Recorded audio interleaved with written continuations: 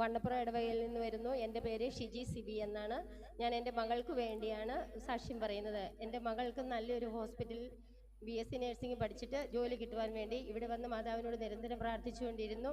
ജനുവരി 15-ാം തീയതി പുത്തനങ്ങാടി, മലപ്പുറം ജില്ലയിലെ പുത്തനങ്ങാടി എന്ന് പറയുന്ന MES ഹോസ്പിറ്റലിൽ ജോലി ലഭിക്കുകയും അവിടെ ജോലിക്ക് കയറിയിട്ട് ഓപ്പറേഷൻ തിയേറ്ററിൽ, അതായത് ന്യൂറോ സർജറിയിലാണ് ഇവളെ എടുത്തത്.